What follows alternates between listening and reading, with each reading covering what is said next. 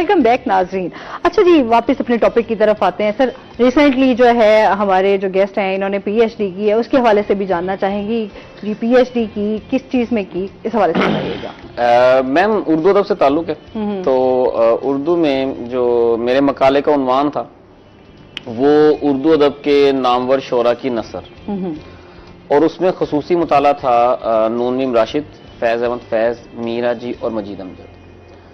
उसमें मैम होता ये है कि नॉर्मली हमारे यहाँ उर्दू अदब में जो रिसर्च के मौज़ूआत हैं वो हम तख्लीक़कार जो होता है, क्रिएटिव राइटर जो होता है, उसका तबई मिलान उसे ना बसा औकात मुख्तलिफ असनाफ में दस्तरस अता करता है, लेकिन कोई एक सिर्फ उसका हवाला बन जाती है। जैसे ये सब लोग शायर हैं, फैज साहब शायर हैं, फैज साहब ने नसर लिखी है, ये शायद आम लोग तो जानते ही नहीं होंगे, और इस तरह राशिद हैं, मीरा जी हैं, मजीद अमजद हैं। अब आप किसी भी शख्सियत को ना उस वक्त तक नहीं जान सकते जब तक आप उसके जुमला पहलुओं का इहाता ना कर लें। गालिब हमें ना बड़ा नरगसियत, बड़ा अनानियत पसंद शायर नजर आता है, और बहुत उसकी एक जो अना है वो कहीं भी नहीं खत्म होती। बिल्कुल। लेकिन जब 1857 के जंग आज़ादी के बाद दोस्त अहबाब डिस्पर्स हो गए, तो वही गालिब की जब हम खत पढ़ते हैं ना, तो वो बच्चों की तरह वेट करता है अपने दोस्तों के खतों का, कि भाई तुम नहीं आए, मतलब आज तुम्हारा खत नहीं आया तो समझो तुम मुलाकात को नहीं आए, और मैं इंतजार करता रह गया। उसमें वो एक आम इंसान दिखाई देता है, हमें एक शख्स से मुलाकात होती है, शायर से नहीं होती। तो इसी तरह इन शोरा की मुख्तलिफ शख्सियत का जायजा लेने के लिए मैंने इनकी शायरी की बजाय इनकी नसर पर काम किया है, जिनको आमतौर पर अवॉइड, नजरअंदाज किया गया था, अवॉइड किया गया था।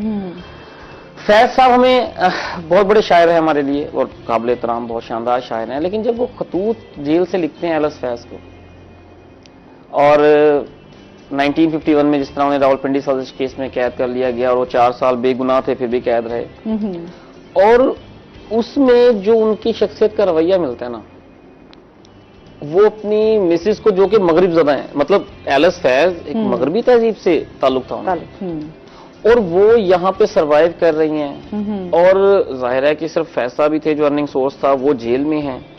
फैज साहब अपनी मिसिस को जो दिलासा दे रहे हैं, उनका जो साथ दे रहे हैं, और फिर जिंदगी के मसाइब से नबरदाजमा जो हो रहे हैं, वहां से हमें बहुत कुछ ये भी सीखने को मिलता है कि आप कभी भी अच्छे तख्लीकार नहीं बन सकते अगर आप अच्छे इंसान नहीं हैं, ठीक है। और फिर उनकी जो नज़मों के बैकग्राउंड है ना, वो भी हमें समझ आते हैं। मतलब जिस वतन से मोहब्बत की पादाश में उन्हें पाबंद सलासिल किया जाता है, वही शख्स उस वतन के बारे में कहता है कि निसार में तेरी गलियों की है वतन के जहां, चली है रस्म के कोई न सर उठा के चले, जो कोई चाहने वाला तवाफ को निकले, नजर बचा के चले, जिस्मो जहां झुका के चले। मतलब अपना एक रवैया, अगरचा के वतन से मोहब्बत की वजह से ही, लेकिन फिर भी निसार में तेरी गलियों के वो जो वारफ्तगी है वो नहीं खत्म हो रही, ठीक है। तो ये हमें एक रवैया इसी तरह राशिद के यहाँ मिलता है। राशिद अपनी नज़मों में बहुत मुश्किल पसंद शायर है, उसको समझना बहुत मुश्किल है, लेकिन जब वो अपनी नसर पर आता है, अपनी खतूत पर आता है, और खासकर अपनी शायरी की तफहीम करता है, तो हमें ऐसा लगता है कि यार ये तो बिल्कुल हमारे जैसा इंसान है, ठीक है।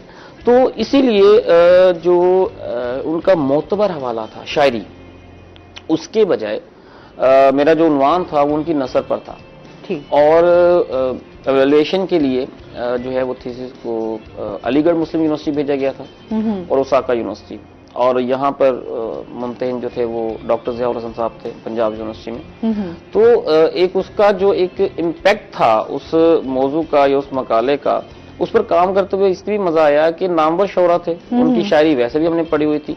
तो जब आप एक आपने बनाया होता है ना किसी बड़े शायर का, मतलब जिस तरह इकबाल है, तो इकबाल की जब हम शायरी पढ़ते हैं तो पुरशको ख्यालात, और एक उनका हर वक्त हरकत और अमल का, कहते हैं ना, उनकी शायरी को भी समझना हर आम इंसान के बस की बात नहीं, बिल्कुल ऐसे ही है। उनका जब तक आप उनकी लफ्जियात को नहीं समझेंगे, उसके पसे पर्दा मानी को नहीं समझेंगे, आप नहीं पहुंच सकते, ठीक है ना। अपने मुताबिक तो उसको बस ऐड किया और फिर बयान कर दिया। मतलब इकबाल का एक शेर है कि जो मैं सरब सजदा हुआ कभी तो जमीन से आने लगी सदा, तेरा दिल तो है सनम आशना, तुझे क्या मिलेगा नमाज में। अब आम बंदा ये कहेगा भाई क्या मिलेगा नमाज में, क्या बातें कर रहा है। हालांकि इकबाल ये बात कर रहा है कि भाई तेरा दिल तो है सनम आशना, तू तो बुतों से मांगने का आदी हो गया है।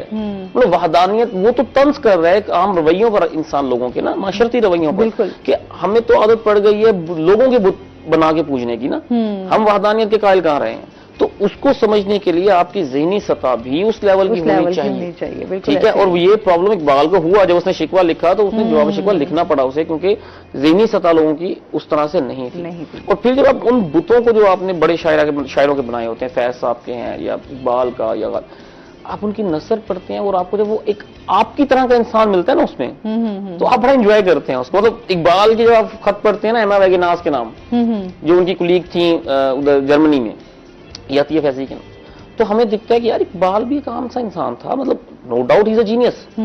वो अपने मतलब एक लफ्ज होता है ज़हीन, वो ज़हीन से एक दर्जा आगे फतीन शख्स था अपने अहद से। मतलब वो ये बात करता है उस दौर में कि आंख जो कुछ देखती है लब पे आ सकता नहीं। मैं भी हैरत हूं कि दुनिया से क्या हो जाएगी।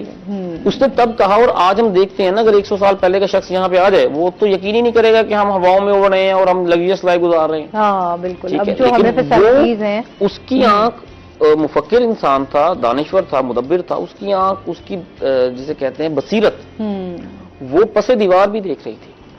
अच्छा, क्या समझते हैं मुआशरती रवैयों की हम बात करें अगर उसमें, तो वो कितना जो है हमारी शख्सियत पे अब असरअंदाज हो रहे हैं?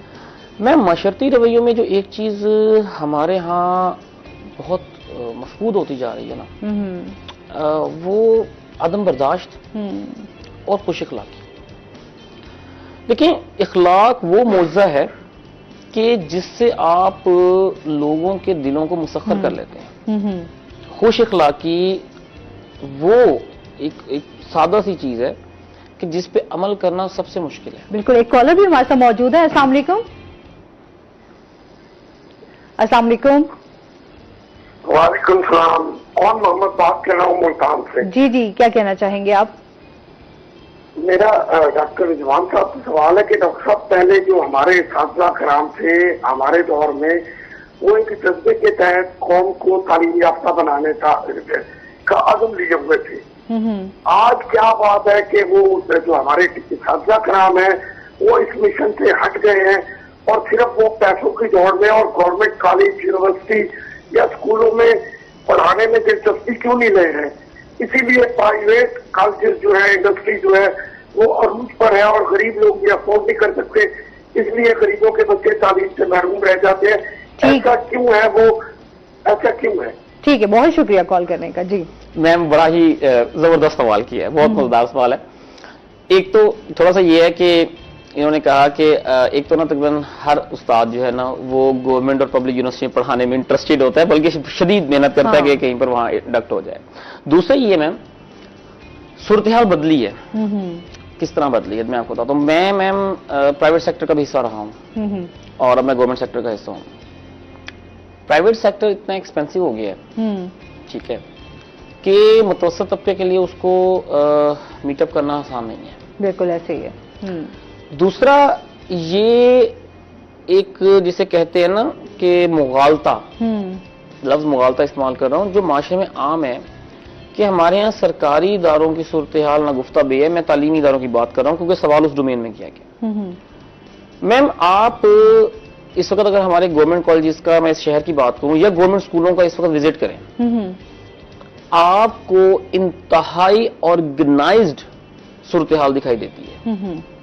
एक वक्त था कि जब गवर्नमेंट कॉलेजेस में तंजीम, लड़ाई झगड़े, हड़तालें, ये चीजें हमारे 90s में कल्चर का हिस्सा थी। क्लियर जी। आज मैं अगर अपने इदारे की बात करूं जिसमें मैं पढ़ाता हूं, उसमें 1000 से ज्यादा स्टूडेंट मौजूद हैं और लेक्चर्स प्रॉपर होते हैं, क्वालिफाइड असातिज़ा हैं और उन शागिर्दों की, उन तालिब इल्मों की जो अदबी ज़ौक़ की आबियारी जो है वो उसको भरपूर तरीके से की जाती है। मैं हमारे पैरेलल, मतलब हम लोग ना BS प्रोग्राम करवा रहे हैं। सही। हमारे पैरेलल प्राइवेट सेक्टर में कुछ निजी इदारे हैं, मैं नाम नहीं लेता, उनके यहाँ मैम फैकल्टी भी पूरी नहीं होती। ये मैं आपको जमीनी हकाइक की बात कर रहा हूँ, क्योंकि जाहिर हमारे फ्रेंड सर्कल सारे एजुकेशनिस्ट होते हैं, उनकी फैकल्टी भी पूरी नहीं होती। सही। इमारत तो छोड़ें। अच्छा, एक इसमें मैं बात ऐड करना चाहूंगा, जब हम प्राइवेट सेक्टर में होते हैं ना, तो हम पेरेंट्स बड़े कीन होते हैं, हमने पे किए है, हम हर मंथ जाएंगे, हम बच्चे की सूरत हाल पूछेंगे, बच्चा कितना प्रोग्रेस कर रहा है, बच्चा लेक्चर ले रहा है या नहीं ले रहा है, इसकी क्या मंथली प्रोग्रेस है, क्लियर। लेकिन जब हम प्राइवेट सेक्टर में आते हैं, मैं प्राइवेट सेक्टर में 2 साल मैंने पढ़ाया, उसके बाद मैं 10 साल से गवर्नमेंट सेक्टर में हूं, 0.1% रेशो होगी कि किसी बच्चे के पेरेंट आए मेरे पास और कहें कि सर ये जरा इसकी प्रोग्रेस तो बताएं क्या है।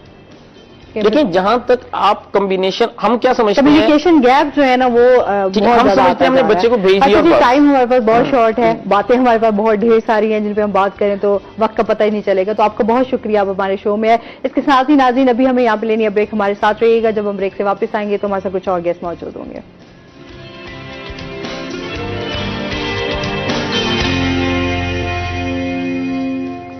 वेलकम बैक नाज़रीन, और प्रोग्राम के बाद आपको खुशामदीद कहते हैं जनाब। और हमारे साथ गेस्ट भी मौजूद हैं, उनका तारुफ भी करवा देती हूँ। अगर सियासत की हम